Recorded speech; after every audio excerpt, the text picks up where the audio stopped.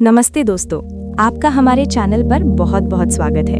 आज हम आपके लिए एक ऐसी अद्भुत और प्रेरणादायक पौराणिक कथा लेकर आए हैं जो आपके जीवन को देखने का नजरिया पूरी तरह से बदल देगी। ये कहानी एक ऐसी वृद्धा की है जो भगवान शिव की परम भक्त तो थी, लेकिन उसके स्वभाव में एक बहुत बड़ा दोष था जिसने उसे नर्क के द्वार तक पहुंचा दिया था। अक्सर हम सोचते हैं कि केवल मंत्रों का जाप करने या माला फेरने से हमें ईश्वर की प्राप्ति हो जाएगी, लेकिन आज की ये विशेष कथा हमें सिखाती है कि सच्ची भक्ति का असली अर्थ क्या है और क्यों कर्म और दान के बिना हमारी पूजा अधूरी मानी जाती है। इस कथा के माध्यम से आप जानेंगे कि कैसे महादेव ने एक कंजूस बुढ़िया की परीक्षा ली और कैसे उस बुढ़िया को अपनी गलती सुधारने के लिए मृत्यु के बाद दोबारा धरती पर आना पड़ा। ये कहानी न केवल सुनने में बहुत ही रोचक और भावुक है, बल्कि इसमें छिपा संदेश हर मनुष्य के लिए बहुत जरूरी है।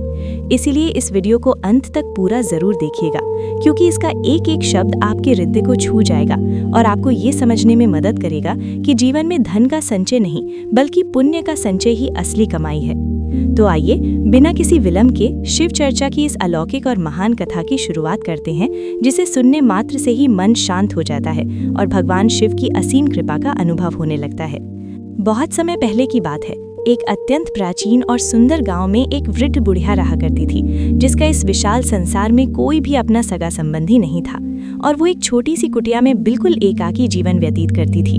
मगर उस बुढ़िया के जीवन का एकमात्र सहारा भगवान शिव की भक्ति थी और वो दिन रात निरंतर ओम नमः शिवाय के मंत्र का जाप करती रहती थी, जिससे उसकी कुटिया हमेशा शिवमय रहती थी।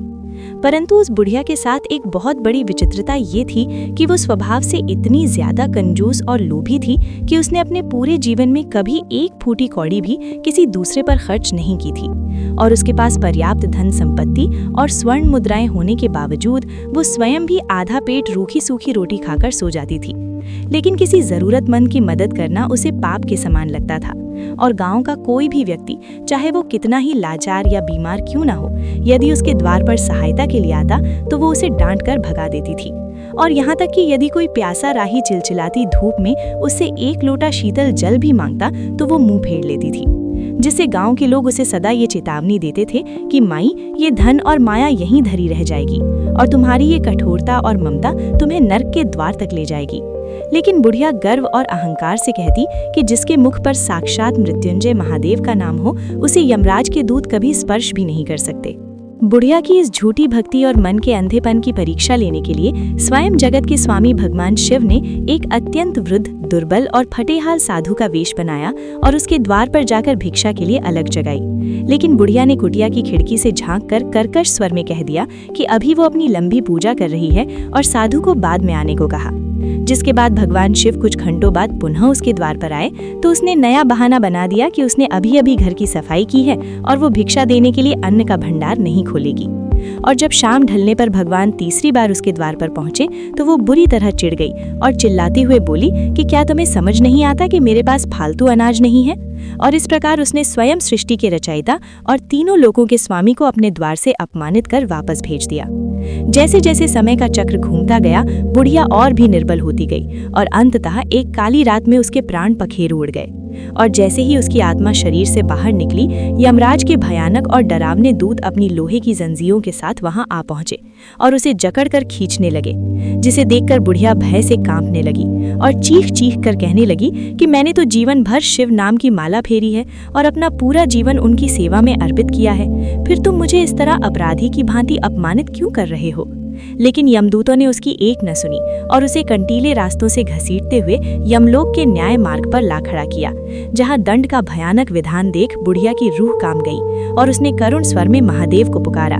तब साक्षात भगवान शिव वहां अपनी जटाओं में गंगा और मस्तक पर चंद्रमा धारण किए प्रकट हुए और उन्होंने अत्यंत शांत किंतु गंभीर वाणी में कहा कि हे माई, तूने मुख से तो मेरा नाम जपा, लेकिन मेरे बनाए हुए निर्दोष और भूखे जीवों के प्रति कभी दया का भाव नहीं दिखाया और तूने जो धन एकत्रित किया वो केवल एक व्यर्थ बोझ बनकर रह गया, क्योंकि बिना दान, करुणा और परोपकार के की गई भक्ति केवल खोखले शब्दों का खेल है और सच्ची पूजा वही है जो किसी रोते हुए के आंसू पोंछ सके। और चूंकि तूने अपना पूरा जीवन केवल स्वयं के स्वार्थ और संचय में बिताया है, इसीलिए अब तुझे नर्क की धधकती आग में अपने पापों का प्रायश्चित करना ही होगा।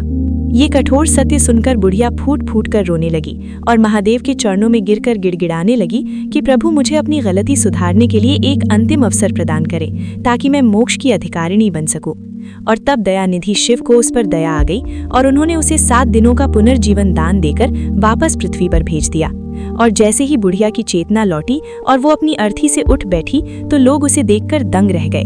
मगर वो तुरंत पागलों की तरह उठी और उसने अपने घर के गुप्त कोनों और जमीन में छुपाया हुआ सारा स्वर्ण और धन बाहर निकाल लिया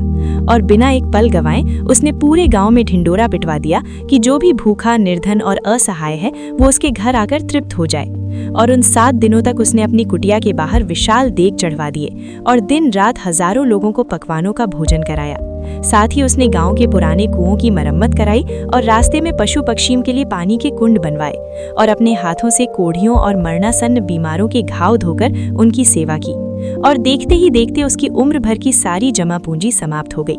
लेकिन उसके मुख पर अब एक अलौकिक तेज और मन में असीम शांति थी। और फिर जब 7वें दिन की सूर्यास्त की बेला में उसने सुखपूर्वक अपने प्राण त्यागे और वो पुनः परलोक पहुंची, तो इस बार यमदूत नहीं बल्कि स्वयं नंदी और शिवगण पुष्प वर्षा करते हुए उसे लेने आए। और महादेव ने उसे अपनी गोद में स्थान देते हुए कहा कि माई, तूने इन 7 दिनों के सच्चे त्याग, सेवा और निस्वार्थ दान से वो परम पुण्य कमा लिया है जो 7 जन्मों की कठोर तपस्या से भी अत्यंत दुर्लभ है। और इस प्रकार वो बुढ़िया हमेशा के लिए जन्म मरण के बंधन से मुक्त होकर शिवलोक की दिव्य शरण में चली गई। आशा है कि आज की ये विशेष और प्रेरणादायक कथा आपको बहुत पसंद आई होगी और इस कहानी से आपको ये अमूल्य शिक्षा मिली होगी कि भगवान की भक्ति के साथ साथ हमारे कर्मों का नेक होना और दूसरों के प्रति परोपकार की भावना रखना कितना अनिवार्य है, क्योंकि अंत समय में हमारे साथ हमारा धन या वैभव नहीं बल्कि हमारे द्वारा किए गए दान, पुण्य और दूसरों की दुआएं ही जाती हैं। यदि आपको शिव जी की ये अद्भुत कथा अच्छी लगी हो और आप इससे प्रभावित हुए हो तो इस वीडियो को दिल से एक लाइक जरूर कीजिएगा और अपने मित्रों तथा परिवार के सदस्यों के साथ इसे ज्यादा से ज्यादा शेयर कीजिएगा ताकि ये सुंदर संदेश और शिव जी की महिमा हर घर तक पहुंच सके और लोग भी अपने जीवन में दान और सेवा के महत्व को समझ सके। साथ ही कमेंट बॉक्स में पूरी श्रद्धा के साथ हर हर महादेव या जय भोलेनाथ लिखना बिल्कुल मत भूलिएगा, क्योंकि आपकी एक छोटी सी प्रतिक्रिया हमें आगे भी इसी तरह की धार्मिक और ज्ञानवर्धक कहानियां लाने के लिए बहुत प्रेरित करती है। और यदि आप हमारे साथ इसी तरह जुड़े रहना चाहते हैं और ऐसी ही और भी पौराणिक और दिव्य कथाएं सुनना चाहते हैं तो हमारे चैनल को सब्सक्राइब करके बेल आइकन को जरूर दबा दीजिएगा ताकि हमारी आने वाली हर नई वीडियो की सूचना आपको सबसे पहले मिल सके। अपना कीमती समय देने के लिए और हमारे साथ अंत तक बने रहने के लिए आप सभी का बहुत बहुत धन्यवाद। ईश्वर आप सभी पर अपनी कृपा दृष्टि बनाए रखें और आपके जीवन में सुख, समृद्धि और शांति का वास हो। फिर मिलेंगे एक नई और प्रेरणादायक कहानी के साथ। तब तक के लिए महादेव आप सभी का कल्याण करें। धन्यवाद।